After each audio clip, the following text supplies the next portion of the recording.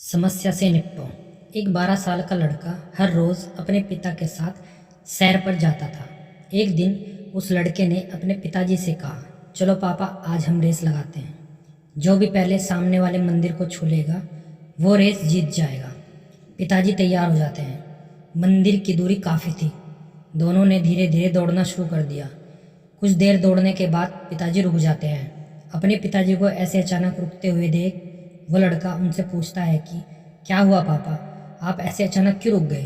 पिता ने कहा, कुछ नहीं बेटा, मेरे जूते में कुछ कंकड़ आ गए हैं, मैं उन्हें निकालने के लिए रुका हूँ। लड़के ने कहा, पापा, कंकड़ तो मेरे जूतों में भी है, लेकिन मैं उन्हें नहीं निकालूंगा, क्योंकि अगर मैं रुक गया तो मैं रेस हार जाऊंगा। इतना बोलते हुए लड़का तेजी से दौड़ने लगा। पिताजी जब कंकड़ निकाल कर आगे बढ़े तब तक वो लड़का बहुत आगे बढ़ चुका था।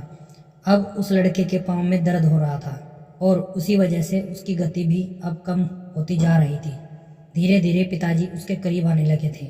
अपने बेटे के पैरों में तकलीफ देखकर पिता ने उसे कहा, बेटा तुम पहले अपने जूतों में से कंकड़ निकाल दो।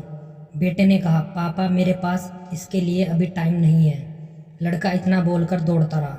कुछ ही देर में पिताजी उससे आगे निकल गए। कंकड़ के चुभने की वजह से लड़के को बहुत ज़्यादा तकलीफ हो रही थी और अब उससे चला भी नहीं जा रहा था। वो बोला, पापा अब मैं और नहीं दौड़ सकता।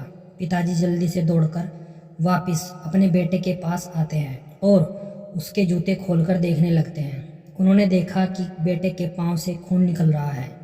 वो उसे घर ले जाते हैं और मरहम पट्टी करते हैं। जब बेटे को दर्द कुछ कम होता है तब पिताजी उसे समझाते हैं, बेटा मैंने आपसे कहा था कि पहले अपने कंकड़ों को निकाल लो फिर दौड़ो। बेटे ने कहा, पापा मैंने सोचा कि अगर मैं रुकूंगा तो मैं रेस हार जाऊंगा। पिताजी ने बेटे से कहा कि बेटा अगर हमारी ज़िंदगी में कोई समस्या आती है तो हमें उसे यह कहकर नहीं टालना चाहिए कि हमारे पास टाइम नहीं है। हम अगर समस्या को नज़रअंदाज करते हैं तो वो धीरे धीरे और बड़ी बन जाती है और अंत में हमें जितना नुकसान पहुंचा सकती थी उससे कहीं गुना ज़्यादा नुकसान पहुंचा देती है।